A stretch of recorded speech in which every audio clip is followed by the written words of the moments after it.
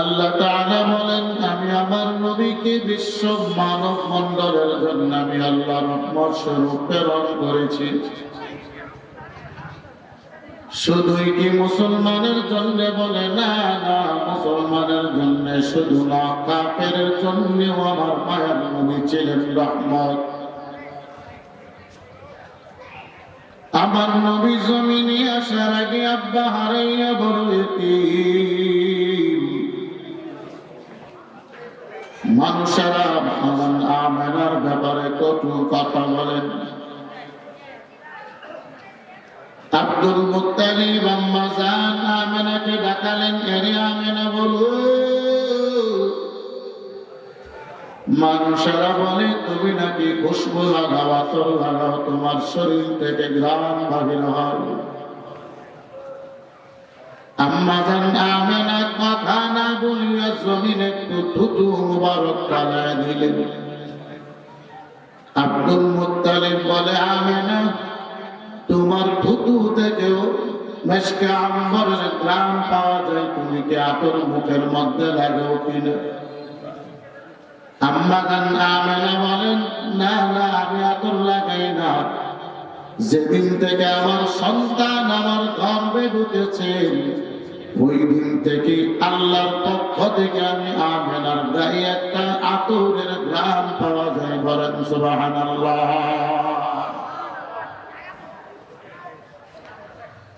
আম্মা জান আমেনা ডাক দিয়ে বলি, আব্দুল মুত্তালিব শুনো,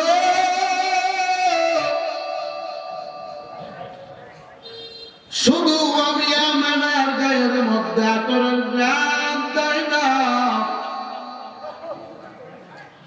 আমি একদিন রাতের বেলা ঘুমন্ত আমাকে স্বপ্নের যুগে আমার আল্লাহ ডাক দিয়া কয়, এই আমেনা শুনো, তোমার গর্ভের মধ্যে যে সন্তান আমি আল্লাহ দিয়েছি সাধারণ কোনো সন্তান না। দুনিয়ার সন্তান জন্মগ্রহণ করলে 7 দিনের সময় আকিকা করে ইমাম সাহেবের মাধ্যমে নাম রাখা লাগে।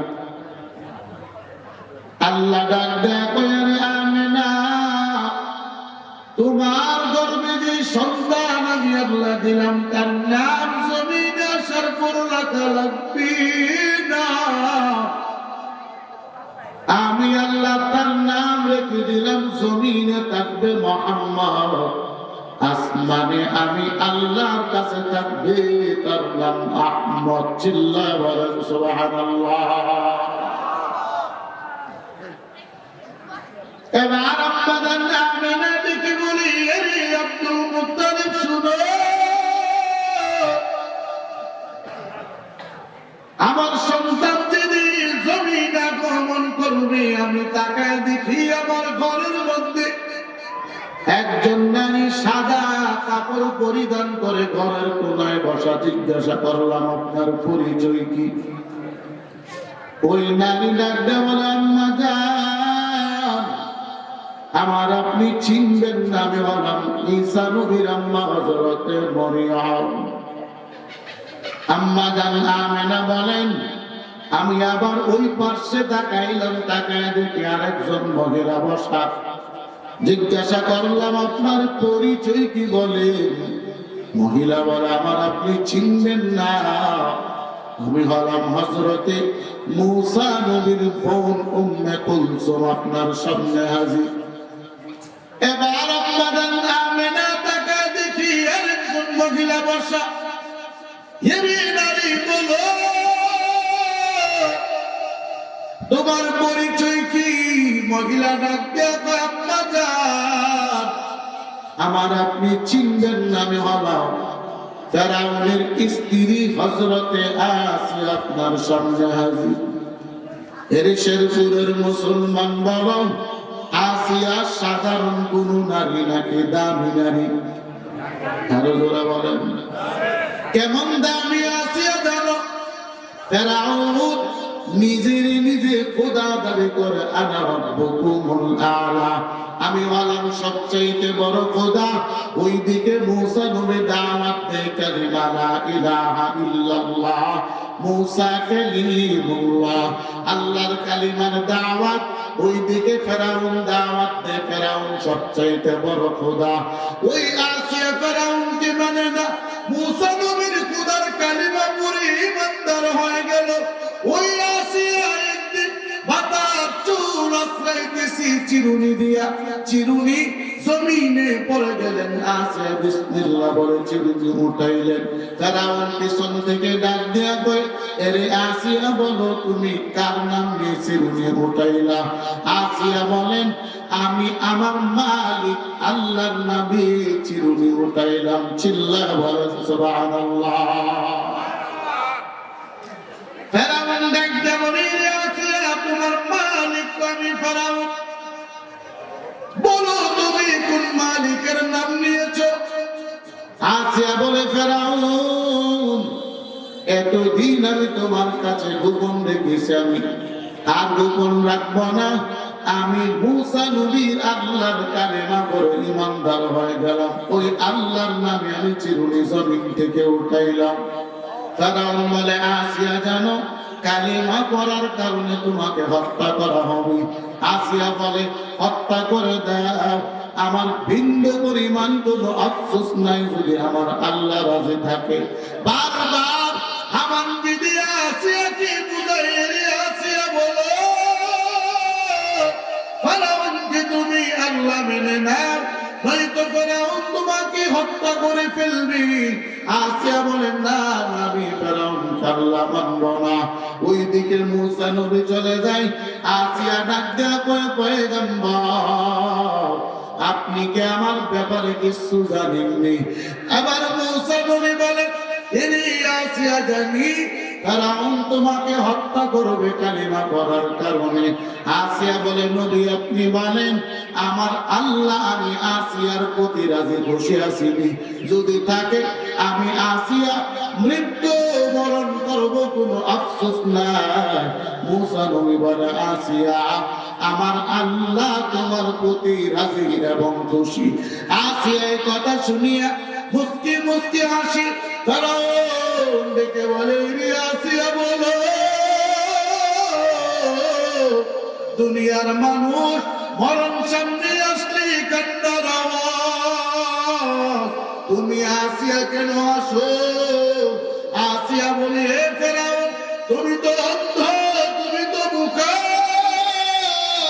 এজন্য তুমি বুঝো না আমি আসিয়া কেন হাসি। টাকা দেখ আমার আল্লাহ আসমান থেকে জমিন পর্যন্ত এত পরিমাণ ফেরেশতা নাযিল করেছেন, আমি আসিয়াকে ফাঁসির কাস্তে ঝুলাইতে দিলি আমার আল্লাহ আমি আসিয়াকে জান্নাতের মালিক বানাতে দেরি করবে না।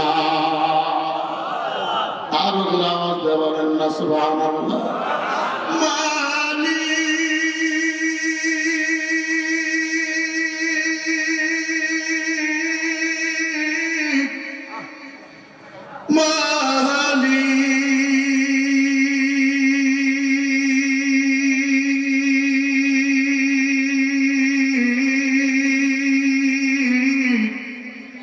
একটি ঘর বানিয়ে দিও,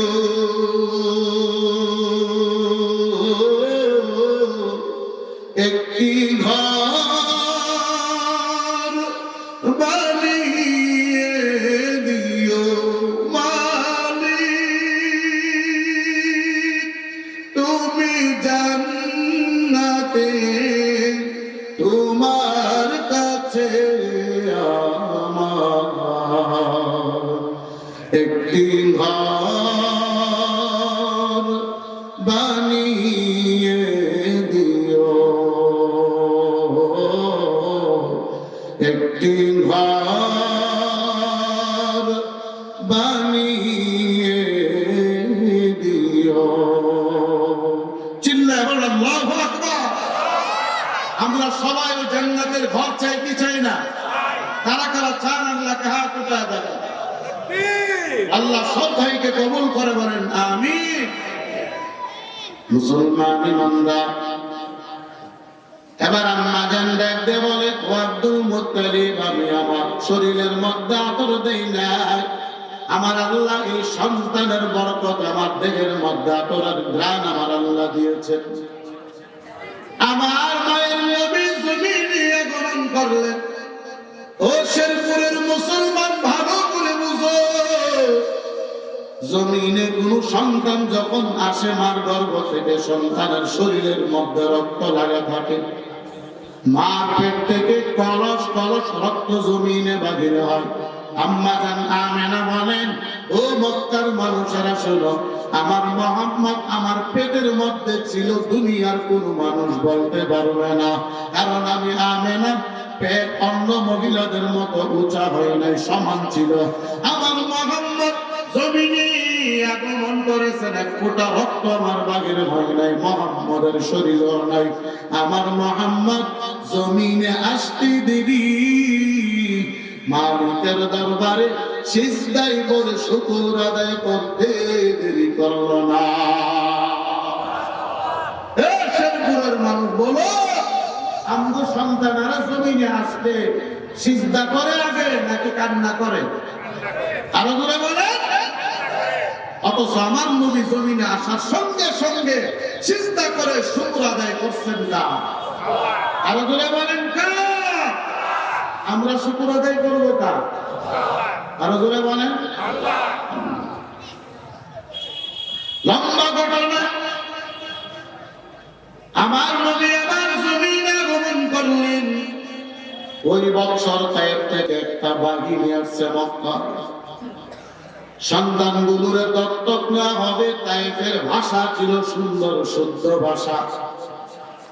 সব বড় লোকের সন্তানগুলো বেঁচে বেঁচে টাকার বিনিময়, স্বর্ণ মুদ্রার বিনিময় সবাইকে নিয়ে যায়।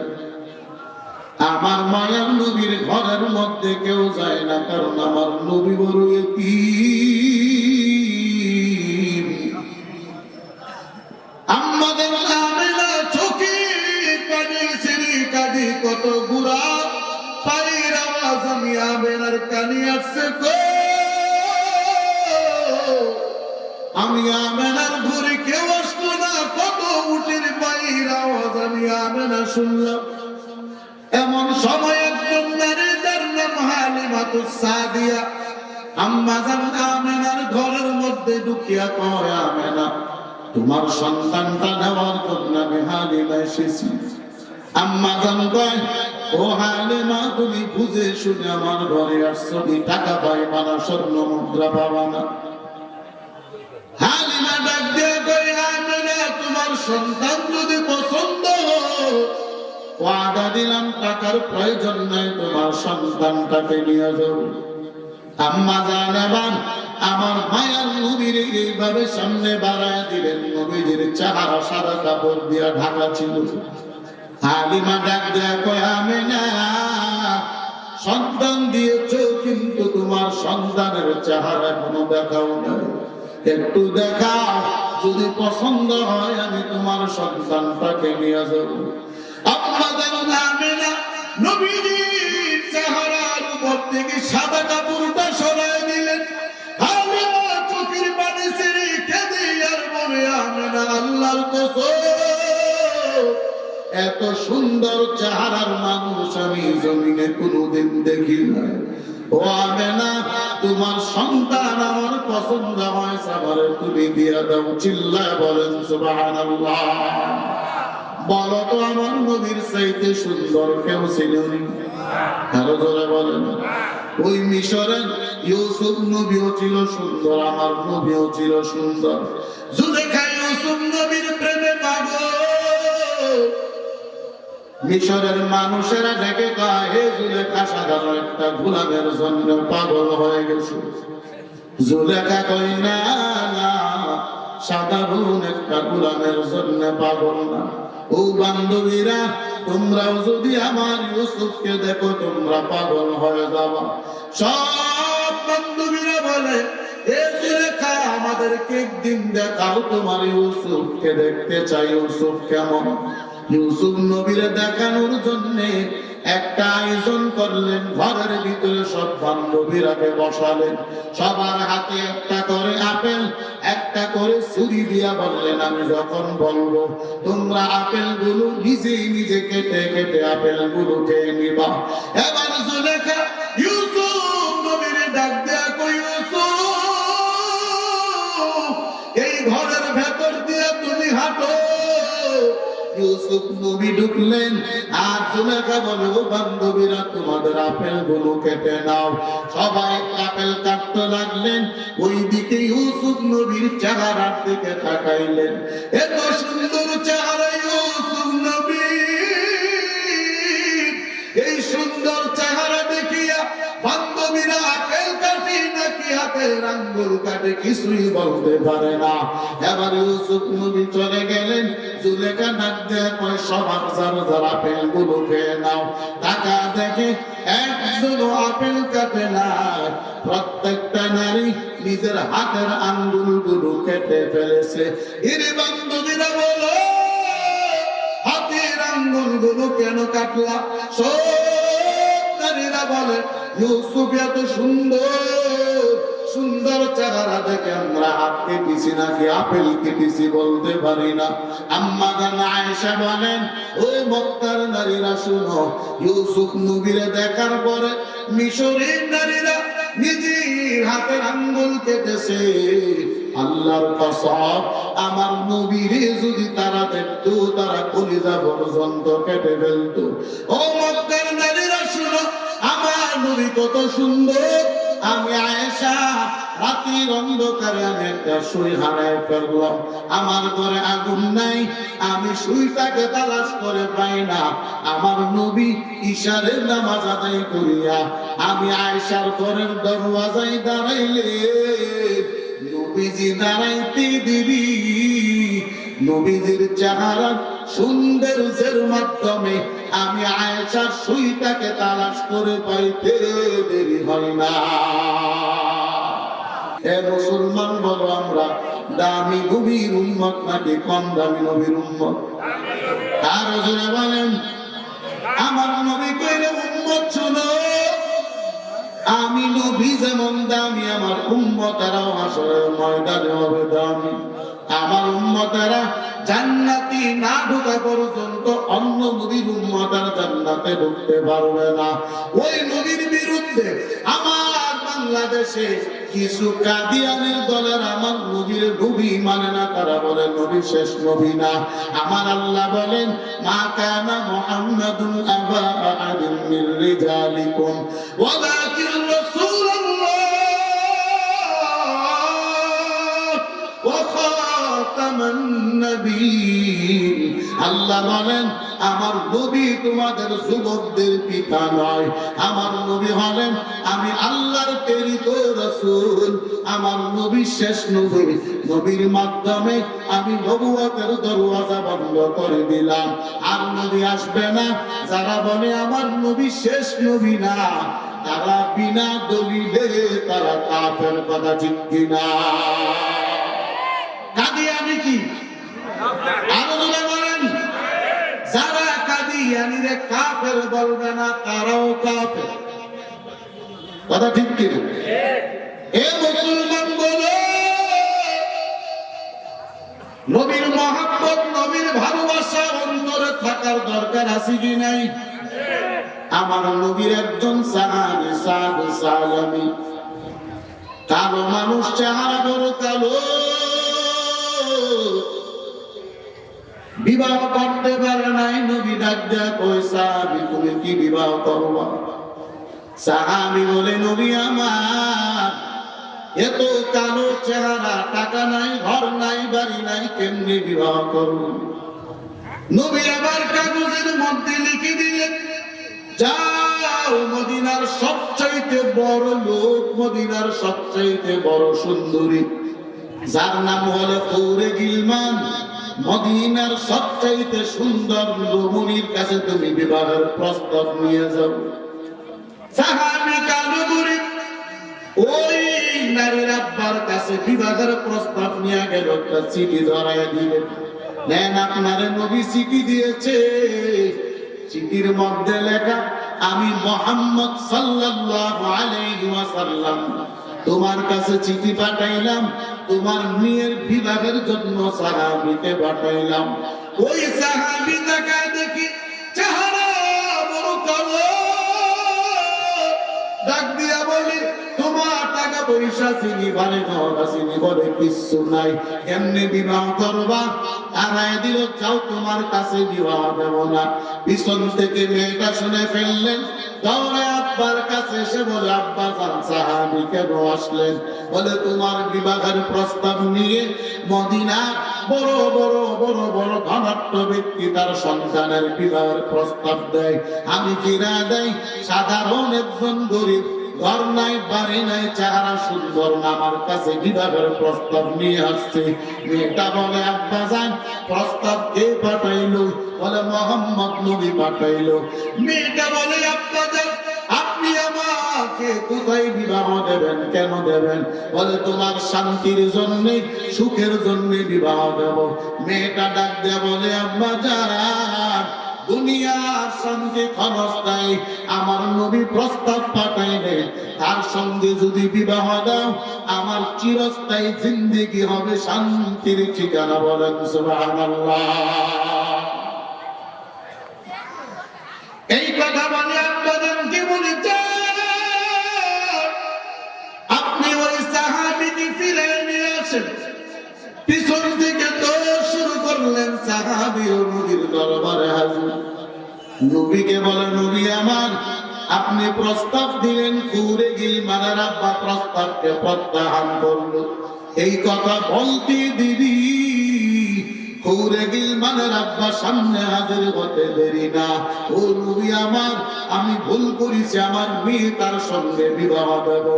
এবার আমার নবী বলেন এ সাহাবী সাহাবী বলে বিবাহের মহারানা চিনি? বলে নবী না না মহারানা না। হযরতে উসমান বলে ও নবী আমার আমি তার বিবাহের মহারানা দিয়ে দিলাম, ওই মহারানা নিয়ে বিবিকে দেন।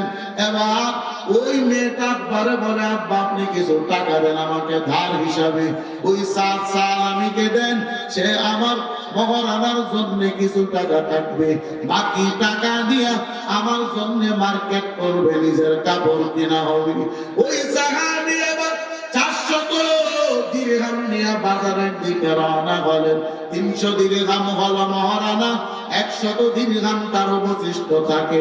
ওই দিরহাম দিয়া তার বিবাহের সরঞ্জাম কিনা হবে, যুদ্ধের পোশাক কিনা হবে। পারলে ওই বিবাহের সরঞ্জাম যখন কিনল এমন সময় কি যেন আওয়াজ, হাইয়া আলাল জিহাদ, হাইয়া আলাল জিহাদ, কে আছো তাড়াতাড়ি যাও, আমার নবীর উপর কাফেররা আক্রমণ শুরু করলো। ওই সাহাবী বিবাহের কাপড়গুলো সহ 300 দিরহাম ছিল মহারানার টাকা, সবগুলো দিয়া যুদ্ধের সরঞ্জাম কিনে যুদ্ধের ময়দানে হাজির হয়ে গেল। যুদ্ধ করতেছে কবল বেগে, আমার মায়ের নবী যেন না দেখে চেহারার মধ্যে কাপড় বাঁধিয়া যুদ্ধের ময়দানে হাজির। আমার নবীজি সাহাবীর দিকে তাকায়, চিনে না, চেহারাটা কাপড় দিয়া ঢাকা। আমার নবীজি তাকায় রইল, হঠাৎ করে বেঈমানের তলোয়ারের আঘাতে রুমালটা কেটে গেল, রুমালটা সরে গেল। আমার নবী তাকায় দেখে সাত সালামি যুদ্ধের ময়দানে হাজির। আমার নবী কই এরে সাত সালামি বলো এখন না তোমার বিবাহের কথা, সবাই তোমার জন্য বসা বিবাহের জন্য, তুমি কেন আসলা? সাত সালামি বলে নবী আমি কালো মানুষ, কেউ আমারে পছন্দ করে না, আপনি নবী বিবাহের ব্যবস্থা করলে তবে আমি কার জন্য বিবাহ করব? আপনি নবীর আক্রমণ করবে, আমি বিবাহের বাসর রাতে আমি থাকবো না। না ও নবী আমি আমার জীবন দেয়া দেব, এরপর আপনার গায়ে একটা আঁচড় লাগতে দেব না। বলেন সুবহানাল্লাহ। ওই নবী প্রেম আমাদের মধ্যে আছে কি নাই? হ্যাঁ আসেনি?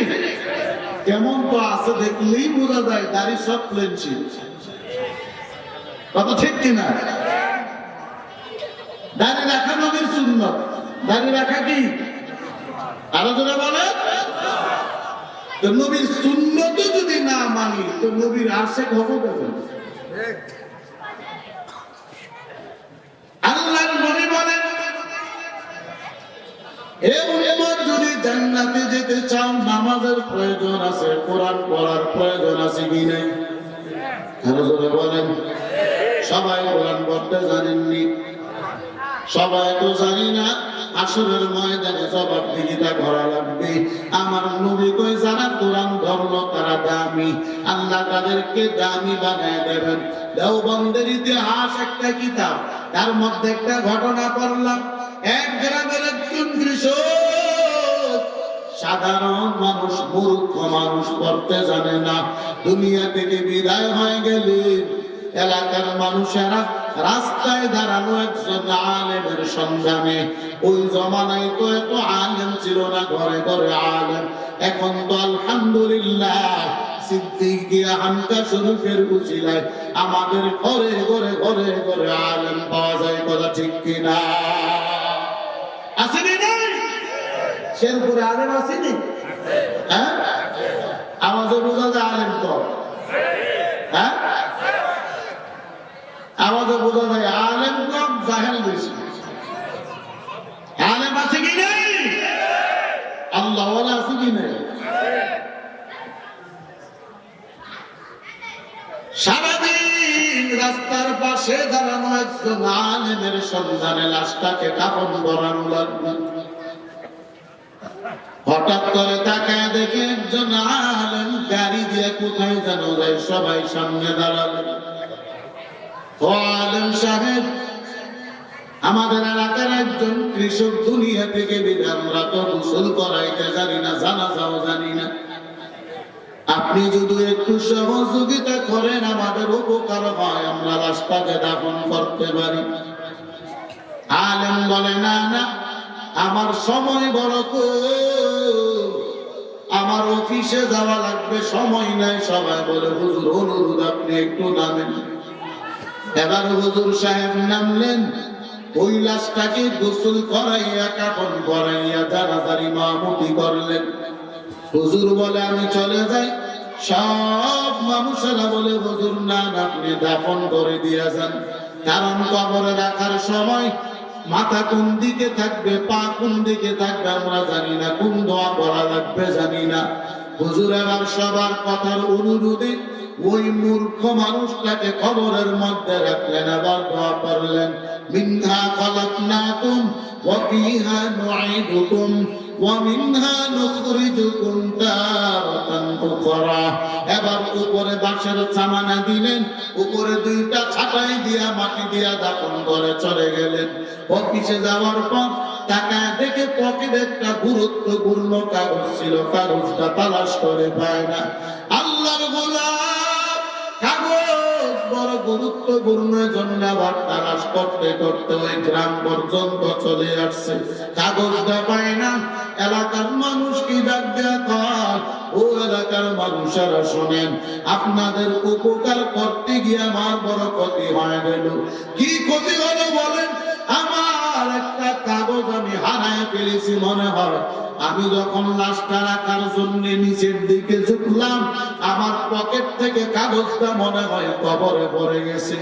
এবার সবাইকে নিয়ে কবরের মাটিগুলো সরাইলেন, কাগজ বাগির করার জন্য উপরের ছাটাই যখন উপরে উঠাইলেন, বাঁশের ছাউনি দিয়া ছোট ছোট ছিদ্র ছিল, তাকায় দেখে ওই কবরের দিকে তাকাইতে দেরি। আল্লাহর বান্দা চিৎকার দিয়ে কবরস্থানে করতে দেরি না। সবাইকে জিজ্ঞাসা করে বলো, এই কবরের মাইয়েতের পরিচয়টা কি বলো? সবাই বলে, হুজুর এটা তো সাধারণ একজন কৃষক মানুষ, মানুষের বাড়ি বাড়ি কাজ করত। আলেম বলে, না না, তার আমল কি ছিল তোমরা বলো। সবাই বলে, আমরা জানি না। ওনার একটা মেয়ে আছে, মেয়েটাকে জিজ্ঞাসা করেন কি আমল ছিল। এবার ওই বাড়িতে গেলেন, পর্দা মেনটেন করে মেয়েটাকে জিজ্ঞাসা করলেন, আম্মা জান বলেন আপনার বাবার পরিচয় কি? মেয়েটা বলে, হুজুর আমার আব্বা সাধারণ একজন কৃষক মানুষের বাড়িতে কাজ করত। হুজুর বলে, না না, তোমার আব্বার আমল সম্পর্কে আমাকে একটু বলো। মেয়েটা বলে, হুজুর আমার আব্বা সারাদিন মানুষের বাড়ি বাড়ি কাজ করতো, রাতের অন্ধকার ইশারার নামাজ আদায় করিয়া এলাকার সব মানুষেরা যখন ঘুমায় যাইত, আমার আব্বা জান বালিশের উপর একটা বই রেখে কি যেন করতেন। আমার আব্বারে শুনতাম হাতের আঙ্গুলটা এইভাবে উপরে টানতো আর বলতো, সদাক্কা সদাক্কা সদাক্কা, সত্য কথা সত্য কথা সত্য কথা, মিথ্যা কোনো কথা নাই। হুজুর বলে, আম্মা জান বলো তো কিতাবটা কোন জায়গায়? হুজুর ওই কিতাবটা থাকের উপরে রাখা। ওই হুজুর কিতাবটা নিচে নামাইলেন, খুলে তাকায় দেখে আল্লাহর বান্দার চোখের পানিগুলো এখনো কিতাবের মধ্যে ঝুঁক পড়ে আছে, হাতের আঙ্গুলের চাপ এখনো কিতাবের মধ্যে আছে। এবার এলাকার মানুষ দেখে বলে, হুজুর আপনি বলেন কবরের মধ্যে আপনি কেন চিৎকার দিয়া পড়ে গেলেন? আলেম বলে, শোনো, এই কৃষক মানুষটা যে কিতাব পড়তো এটা সাধারণ কোনো কিতাব না, এটা হলো আমার আল্লাহর পবিত্র কালাম আল কোরআন। চিল্লায় বলেন সুবহানাল্লাহ। ওই আলেম ডেকে বলে, এই এলাকার মানুষ আমি কেন চিৎকার দিলাম জানোনি? আমি যখন চাটাইটা উপরে সরাইলাম, আমার বাঁশের ছিদ্র দিয়ে আমি তাকায় দেখি ওই বান্দার কবরটা জান্নাতের বাগান, চতুর্দিকে ফুলের গাছের মতো লাগানো। আমি নিয়ত করেছি আজকে থেকে কোরআন ছাড়ব না, নামাজ ছাড়ব না। এরিশেরপুরের মুসলমান বলো, মরণ থেকে বাঁচা সম্ভব কিনা? আরো জোরে বলেন, মরণ থেকে বাঁচা সম্ভব? মরণ থেকে যতই পালাও মরণ তোমার নিবে গিরি, যদিও সুদূর আকাশ পানে লুকাও সে তাই লাগিয়েছি। নদী মধ্যে নৌকা চালাও ওহে মাঝি ভাই, বেলা ডুবার আগে আমি পার হতে চাই।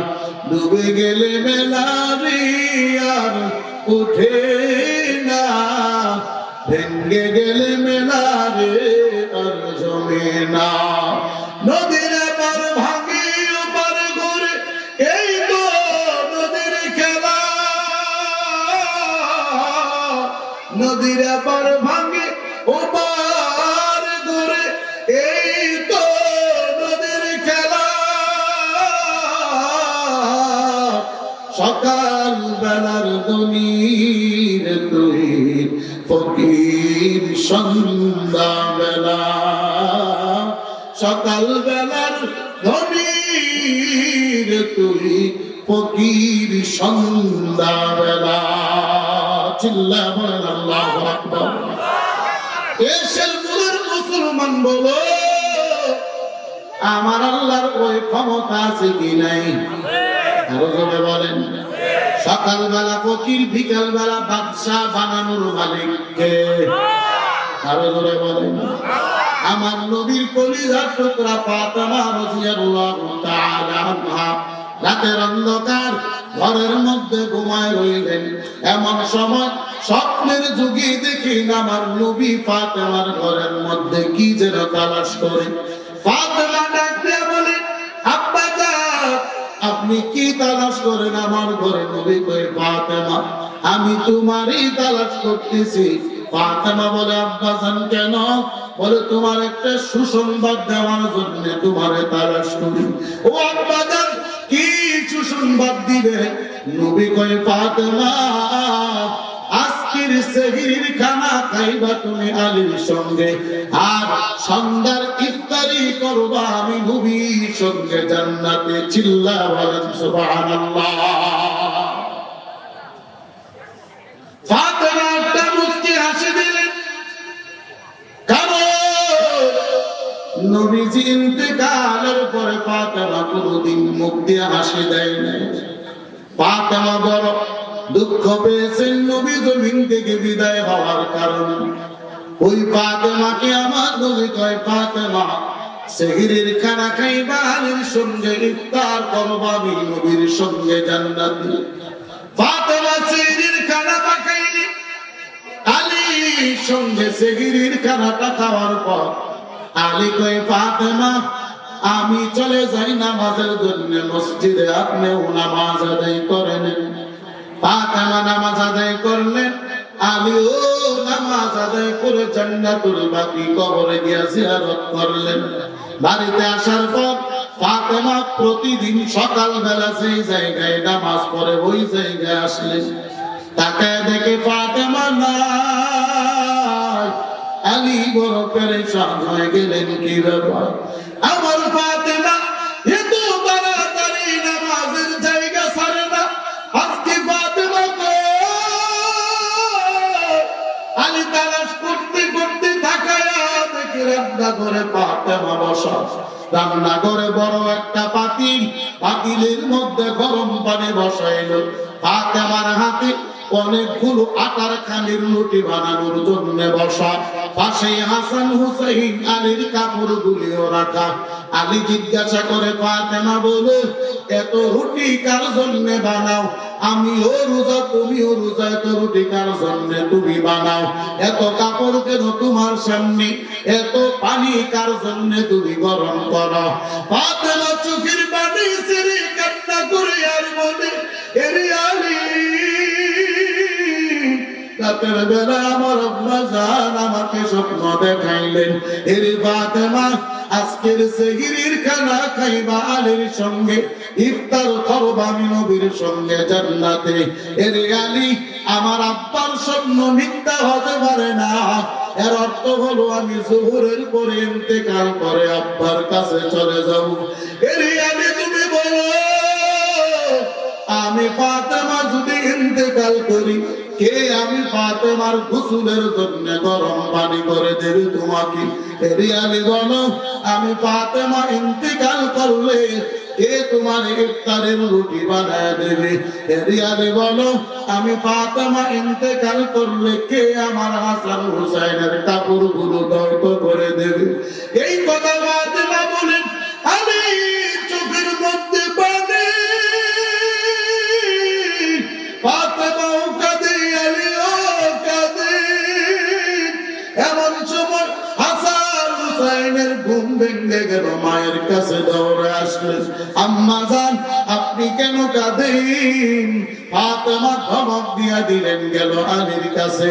আলীও কান্না করেন, আলীও ধমক দিয়া দিলেন, দুইটা সন্তান বাবা মায়ের কাছে জায়গা নাই, দৌড়ায়া আমার নবীজির রওজায় হাজির। নবীজির রওজার চতুর্পার্শ্বে মানুষ আল্লাহর নবীকে সালাম দেয়, আসসালামু আলাইকা ইয়া রাসূলুল্লাহ। ওই সময় দুইটা সন্তান আমার নবীর রওজার মধ্যে শুয়ে কান্নার আওয়াজ। আমার নবী রওজা থেকে জবাব দিয়া দিলেন, রে হাসান হুসাইন কেন কান্না করো? হাসান হুসাইন বলে, নানা যান যতদিন আপনি জমিনে ছিলেন আম্মা ধমক দিলে আপনার কাছে আসতাম, দুঃখগুলো ভুলে যাইতাম। ও নানা বলো, আজকে আপনি জমিনে নাই, আমার আম্মা আপনার ধমক দেয়া দিল, আমরা কার কাছে যাব? আমার নবী কইের নাতি, তাড়াতাড়ি বাড়িতে যাও, আমার মেয়ে ফাতেমা জমিন থেকে আজকে বিদায়। শেষবারের মতো মার মা বলে একটু দেখে নাও। শেরপুরের মুসলমান আমার নবী হাসান হুসেনকে কত মহব্বত করতেন, ভালোবাসতেন। আমার নবী একদিন ফজরের নামাজ আদায় করিয়া ফাতেমার দরওয়াজার সামনে হাজির। এরে ফাতেমা ঘরে দরওয়াজা খুলো, আমি তোমার আব্বা মুহাম্মদ তোমার দরওয়াজার সামনে হাজির। ফাতেমা বলে, আব্বা জান আমার হালত বড় খারাপ, আমার শরীরে কাপড় নাই, একটা চাদর ছিল, চাদরটা আলীর দিয়ে দিলাম বিক্রি করার জন্য। আজকে বহুদিন ধরে আমি ফাতেমার ঘরে কোনো খাবার নাই। আমার নবী আমার একটা চাদর ফাতেমার দরওয়াজা দিয়া দিলেন, বলে ফাতেমা এই চাদরটা শরীরে পেঁচাইয়া দরওয়াজা খুলো। ফাতেমা দরওয়াজা খুলতে দেরি নবী ফাতেমার চেহারার দিকে তাকাইয়া চোখের পানি ছেড়ে কাঁদে আর বলে, ও ফাতেমা চোখগুলো তোমার ভেতরে ঢুকে গেছে, চেহারা ভেঙে গেল। এরে ফাতেমা বলো কতদিন ধরে তোমার ঘরে খাবার নাই? ফাতেমা কয় আব্বা জান তাকায় দেখেন চুলার মধ্যে গরম পানি বসা, আপনার নাতিগুলো খানার জন্য কান্না করতে করতে ঘুমায় গেছে, খানা নেই। আমার নবী ফাতেমার কথা শুনে চোখের পানি ছেড়ে কান্না করে। হাসান হুসাইনের ঘুম ভেঙে গেল। হাসান হুসাইন নবীজির কবরের মধ্যে জড়ায় ধরলেন, ও নবী আমার আপনি মক্কা মদিনায় ইনসাফের বিচার করেন। আজকে আপনি আপনার একটা ইনসাফের বিচার করা লাগবে। আমার নবী বলেন, নাতিরা বলো কি ইনসাফের বিচার? এবার হাসান হুসাইন বলে, আমরা 3 দিন ধরে আপনার মেয়ে ফাতেমা আমাদেরকে খাবার দেয় না, আপনি আজকে বিচার করা লাগবে। আমার নবী আবার দুইটা নাতির কথা শুনে চোখের পানি ছেড়ে ঝরঝর করে কান্নার আওয়াজ। আমার নবী ডাক দিয়া কই, এরে হাসান হুসাইন শুনো, আজকে 3 দিন ধরে তোমার খাবার নাই। আমার নবী চাদরটা খুলে দেখে বলে, ও হাসান হুসেন তাকায় দেখ, আমি নবীর পেটের মধ্যে পাথর বেঁধে রেখেছি, আজকে 7 দিন ধরে আমি নবী কিছু খাই না। হাসান হুসাইন কান্নার আওয়াজ, ও নানা জান আমাদের আর বিচার করা লাগবে না, আপনার চেহারার দিকে তাকাইতে দেরি। আল্লাহর কসম আমরা দুইটা ভাইয়ের ক্ষুধা নিবারণ হতে দেরি হলো না। আল্লাহু আকবার বলেন। এই শেরপুরের মুসলমান ওই হাসান হুসাইন জান্নাতের যুবকদের সরদার হবে, ওই ফাতেমা জান্নাতের নারীদের সরদার হবে। এর বড় খাবার নাই। আমার নবীর আল্লাহ কই, নবী আমার আপনি কি চান? আপনি রাজত্ব চান, টাকা পয়সা স্বর্ণ মুদ্রা চান, আপনি যা চাইবেন আমি আল্লাহ আপনাকে দেওয়ার জন্য প্রস্তুত। আমার নবী কই, আল্লাহ না না, আমি চাই আমার গরিব উম্মতগুলোরে নিয়া এক বেলা খাবো আর এক বেলা না কি আপনি আল্লাহর শুকর আদায় করে থাকবো। আয় আল্লাহ আমি আমার গরিব উম্মতদেরকে নিয়ে জান্নাতে যেতে চাই। আমি টাকা চাই না, বাড়ি ঘর কিছু চাই না, আমি একদিন খাবো আর একদিন না খেয়ে আমার গরিব উম্মতগুলোর নিয়ে জান্নাতে ঢুকতে চাই। চিল্লায় বলেন সুবহানাল্লাহ। ওই নবী জমিনেও কেঁদেছেন, এখনো রওজায় কাবেন। হাসরের ময়দানে এই নবী উম্মতের জন্য কাঁদবেন, ইয়া উম্মতি ইয়া উম্মতি। আল্লাহ বলবেন, নবী আপনি কার জন্য কাঁদেন?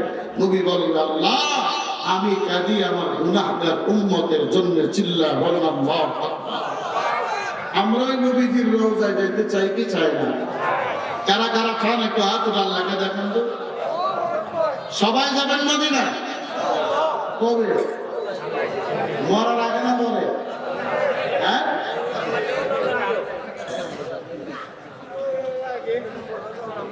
মুরব্বী মরার পরে যাইবে।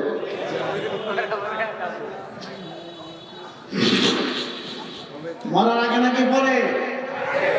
হ্যাঁ, টাকা পয়সা জমায়, ছেলে বিয়ে করেছি না এখনো, ছেলে মেয়ের বিবাহ করানো, নাতিনত্ব হইব, এরপরে মদিনায় যাবে। কথা ঠিক নেই? এমন চিন্তা আসেনি অনেকের? আওয়াজ দেয় না। শেরপুরের মানুষ কি ইমান দুর্বল নাকি আপনাদের? হ্যাঁ, আওয়াজ দিলে আপনারা কি মনে থাকে না? চিল্লায় বলেন আল্লাহু আকবার। এতগুলো মানুষ আওয়াজ দিলে তো এমনি বাতিল শয়তান সব দৌড়ে ফেলানোর কথা। মনে বড় আশা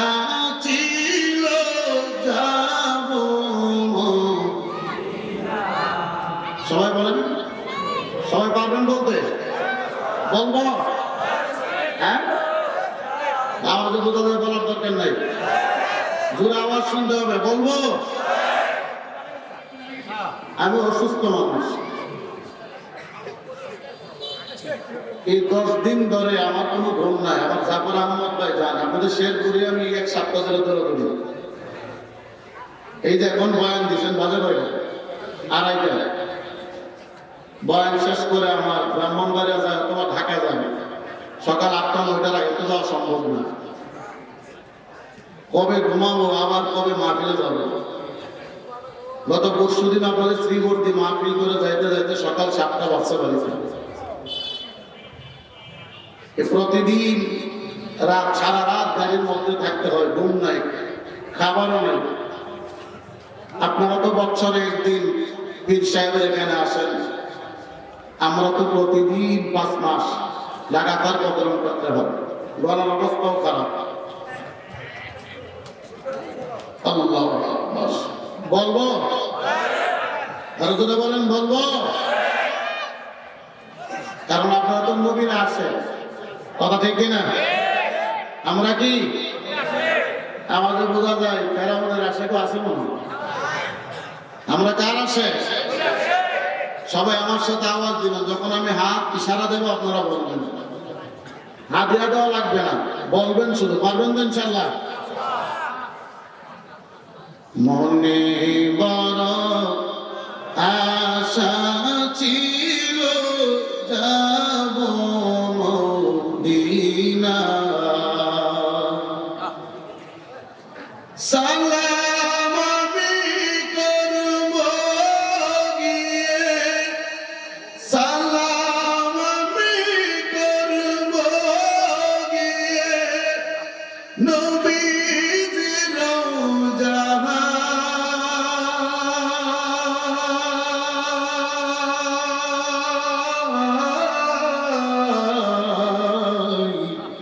মনে বড়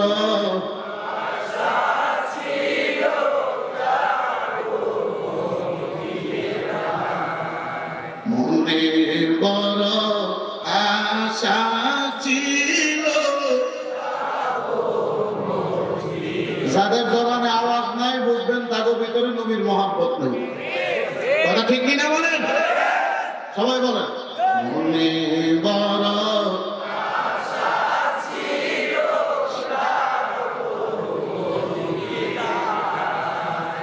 আরব সাগর পাড়ি দেব, নেই কুয়ার তরি,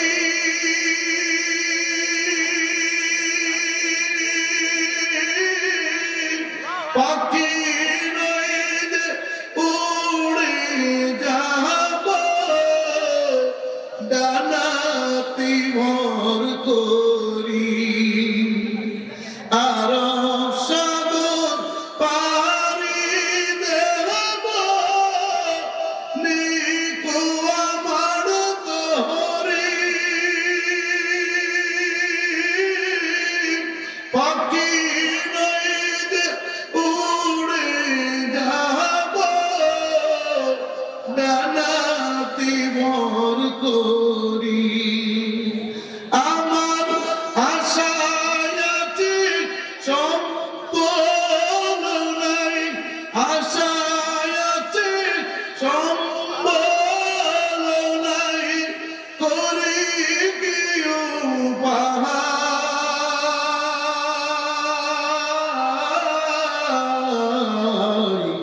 মনে বড়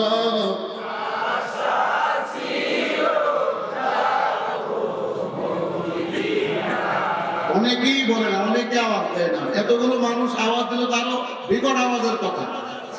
মনে বড়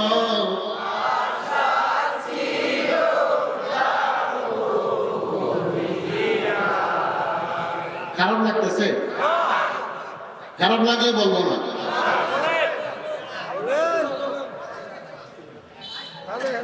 সবাই বলেন মনে বড়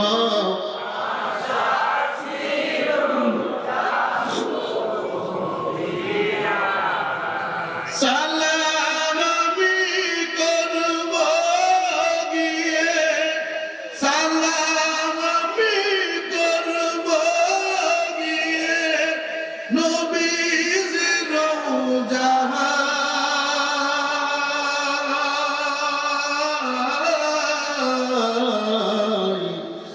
মনে বড়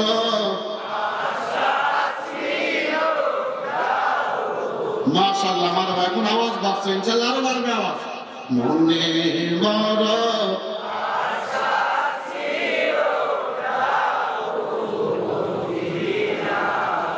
কাফেলাতে কে যাও তুমি, কে যাবে তোরি সঙ্গে আমাইল না মুরি। বলতে গিয়ে বাজবার প্রয়োজন নাই, নবীর শান বলতে গেলে গিটারের প্রয়োজন নাই। যারা নবীর শান বলতে গিয়ে নাচানাচি করে তারা ভণ্ড ভণ্ড ভণ্ড। ঠিক কিনা? নবীর শান গাইতে গিয়ে নাচানাচির প্রয়োজন হয়? হ্যাঁ হ্যাঁ মুসলমান, আল্লাহ নিজে বলছেন আল্লাহর ওলিদের কোনো ভয় নাই, কোনো চিন্তা নাই। কথা ঠিক কিনা বলেন? কোনো ভয় আছে? চিন্তা আছে? এর বড় একটা দল ওলির নাম দিয়ে মাজার বানিয়ে মাজারের সিজদা করে, মাজারের মধ্যে গাঁজা সেবন করে, ওলির মাজারগুলোকে নাপাক বানিয়ে এই দেশে ইসলামকে তারা বিকৃত করতে চায়। কথা ঠিক কিনা বলো? আছে কি নাই? আমার মাঝের মধ্যে তারা গানও বলে, পানির নিচে মোমবাতি বানবাতাসে ধরে না, বাবার কাছে মুরিদ হইলে নামাজ রোজা লাগে।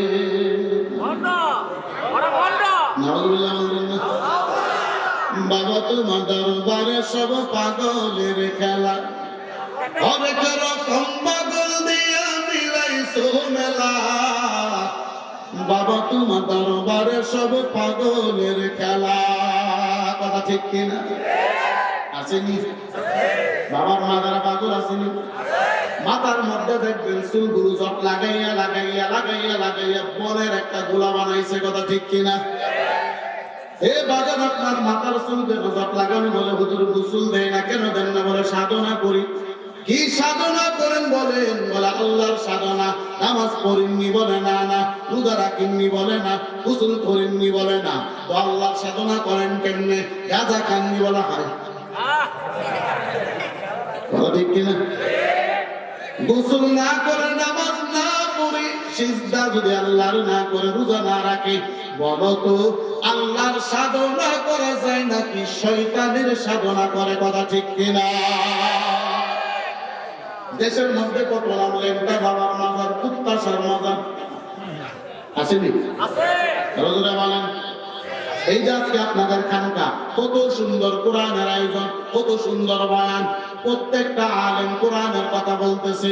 অথচ কিছু মাজার আছে যেই মাজারের মধ্যে লেখে পবিত্র উরুস মুবারক, নামটা বড় সুন্দর।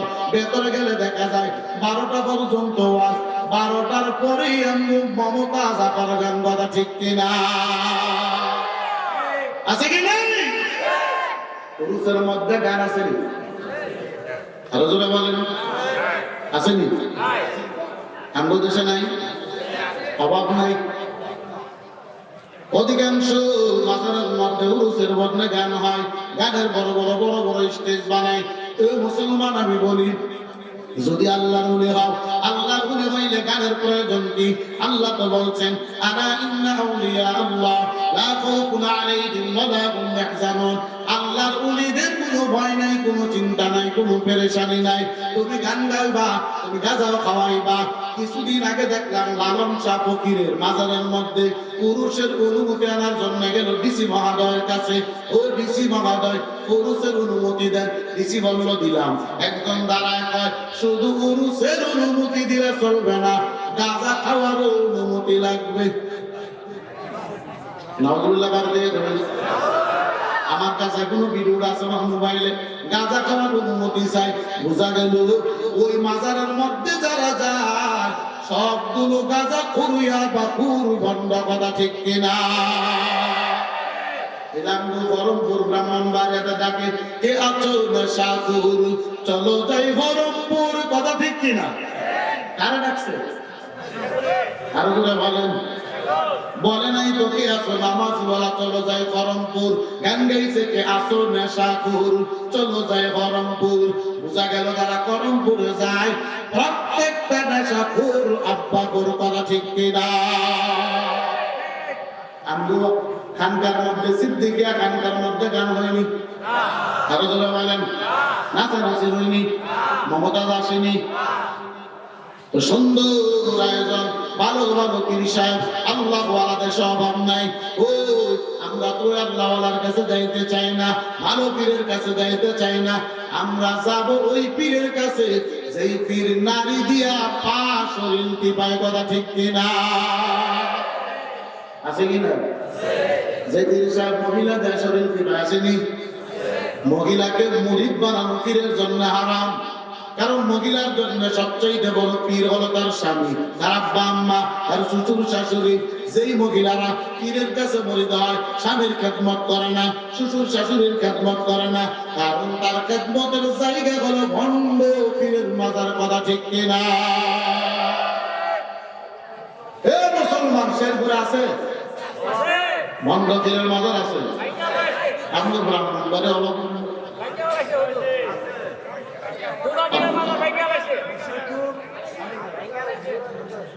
খারাপ লাগতেছে, হ্যাঁ?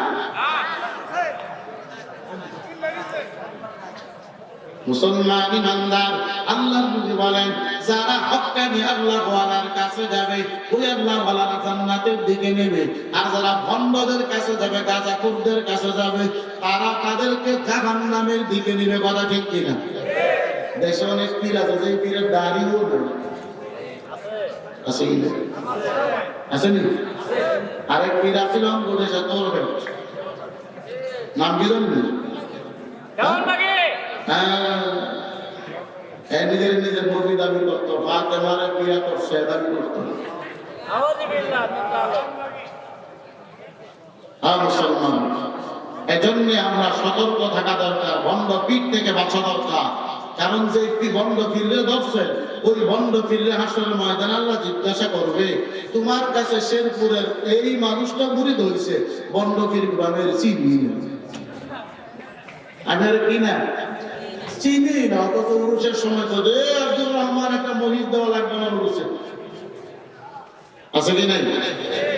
কথা কেন খারাপ লাগতেছে মনে হয়, আছে কি নাই? বলেন তো আপনার কাছে সিদ্দিকী এখানকার মধ্যে কয়জন মহিলা আছে? আসেনি? আমাদের বোঝাতে আসে মনে হয় মাঝে মধ্যে। আল্লাহ, এই কথাগুলো অনেকের কাছে খারাপ লাগবে, অনেকের কাছে কি লাগবে? খারাপ লাগবে। বাজারে তিত করলা বিক্রি করে, চিনিনি? হ্যাঁ, তিত করলা খাইতে মিঠা নাকি তিতা? অনেকে তিতা মনে করে খাইতে চায় না, অথচ তিত করলা খাইলে অনেক রোগের উপকার। আমরা খাইতে চাই না। পোল্ট্রি মোরগ বড় মজা লাগে, মিষ্টি লাগে, এজন্য পোল্ট্রি মোরগ বেশি খাই। পোল্ট্রি মোরগ খাইলে রোগ বাড়ে, আর তিত করলা খাইলে রোগ কমে, অথচ তিত করলা খাইতে চাই না তিতার কারণে। ঠিক তেমনি আমার দেশের মানুষদেরকে হক কথা বললে, কোরআনের কথা বললে তারা আনন্দের কথা শুনতে চায় না, তারা বাজারের পক্ষে কথা বললে পোল্ট্রি মুরগের মতো তারা গ্রহণ করতে চায়, কথা ঠিক কিনা বলে? তিত করলা খাইলে উপকারের জন্য খাবেন না। হক কথাগুলো যদি নিজের ভিতরে ঢোকা তাহলে উপকার, এগুলো নিবে না, নিবে মিষ্টি মিষ্টি কথাগুলো। আল্লাহ আমাদের সবাইকে হেফাজত করে, বলেন আমিন। সামনে চলবে নাকি শেষ করবো? হ্যাঁ, আরো আলোচক আছে তো অনেক।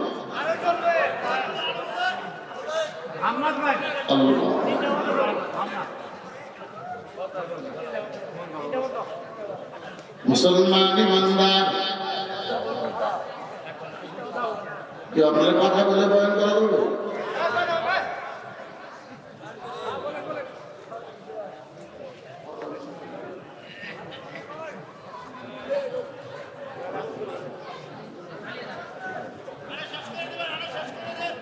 মুসলমান ইমানদার, আমার নবী বলেন দুনিয়া থেকে বিদায় হওয়ার পরে আমার আল্লাহ কবরের মধ্যে তিনটা প্রশ্ন করবে।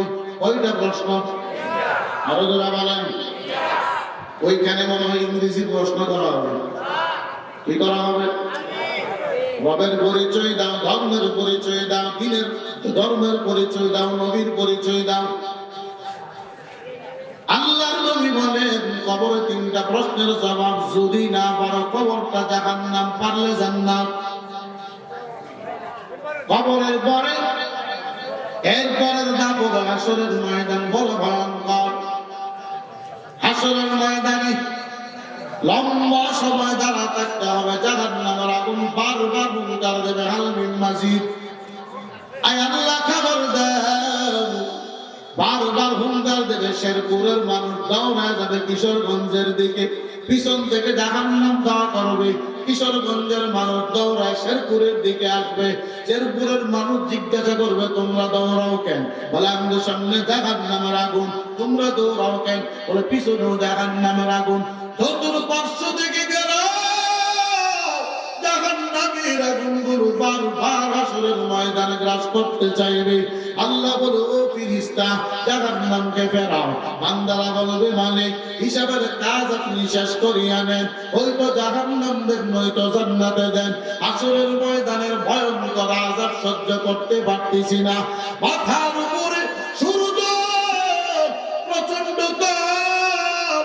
আল্লাহর নবী বলেন ওই তাপের কারণে মানুষগুলো ঘামতে ঘামতে এত পরিমাণ ঘামবে, কিছু কিছু মানুষের গলা পর্যন্ত ডুবে যাবে, আবার কিছু মানুষের মাথা পর্যন্ত ডুবে যাবে, আবার কিছু মানুষ গানের মধ্যে সাঁতার কাটবে। ওই নবী বলেন ওই হাসরের ময়দানে আমার আল্লাহ এবার বিচারের কাজ শুরু করবে। একদল হবে জাহান্নামী, আরেক দল হবে জান্নাতি। আমার আল্লাহ বলেন এবার জান্নাত জাহান্নামের মধ্যস্থলে মরণ নামক বস্তুটাকে আল্লাহ জবাই করে ফেলবেন, আর বলবেন এই বান্দারা আর তোমাদের মৃত্যু হবে না, তোমরা জাহান্নামী, তোমরা যাও জান্নাতি। জান্নাতীরা জান্নাতে ঢুকবে। আমার আল্লাহ এবার জান্নাতীদেরকে একটা সালাম দেবেন। সব জান্নাতীরা তো চতুর্দিকে তাকাবে, কে আমাদেরকে সালাম দিল? আল্লাহ বলেন ও জান্নাতীরা শুনো, আমি আল্লাহ সরাসরি তোমাদেরকে সালাম জানাইলাম। চিল্লা বলেন সুবহানাল্লাহ। কে সালাম দেবে? আরো জোরে বলেন।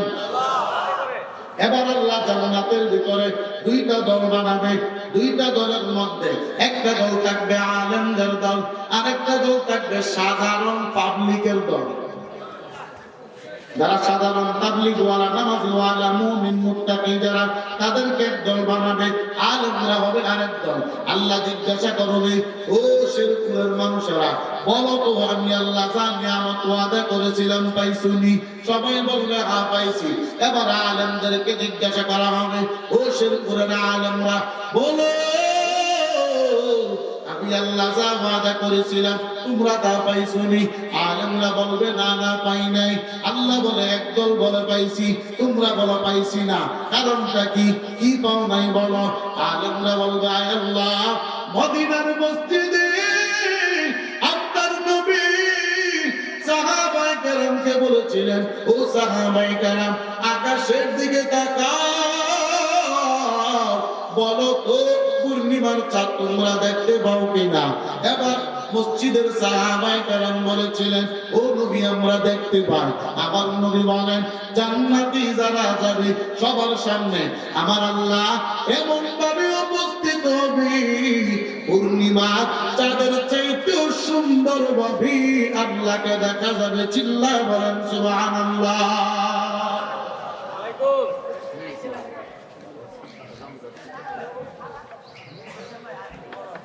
এবার আলেমরা বলবে আল্লাহ আপনারে এখনো দেখি নাই, এ জমিনে নিয়ামত এখনো শেষ হয় নাই।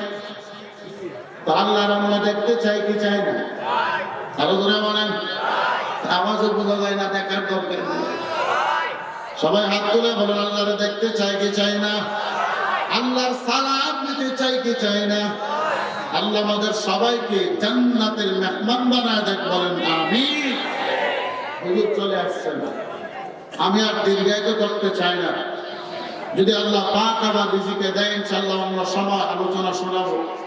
শেরপুরে আরো অনেক প্রোগ্রাম আছে, জাফর আহমদ ভাইয়ের মাধ্যমে, সুন্না ভাইয়ের মাধ্যমে অনেক প্রোগ্রাম শেরপুরে এই মাসও আছে, আগামী মাসও আছে। ইনশাআল্লাহ দোয়া চাই, দোয়া করবেন আল্লাহ যেন আমাদের সবাইকে জীবনের গুনাহ মাফ করে জমিন থেকে বিদায় নেওয়ার তৌফিক দান করে। সকলে বলেন আমিন। আল্লাহ যেন এই মাহফিলকে কবুল করে, এই খানকায় সিদ্দিকিয়াকে আল্লাহ কবুল করে। এই সিদ্দিকিয়ার যত মানুষ অন্ধকার কবরে শায়িত, আল্লাহ যেন প্রত্যেককে কবরকে জান্নাতের বাগান বানায় দেন। সকলে বলেন আমিন। আসসালামু আলাইকুম ওয়া রাহমাতুল্লাহি ওয়া বারাকাতুহু।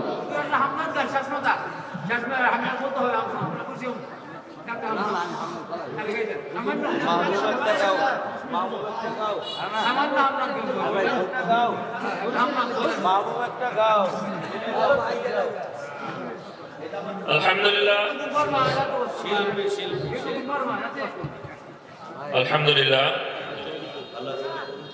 আমরা সুদূর ব্রাহ্মণবাড়িয়া থেকে আগত প্রখ্যাত ওয়াইজ মিষ্টভাষী তরুণ বক্তা অত্যন্ত সুন্দর কোরআন হাদিস থেকে আলোচনা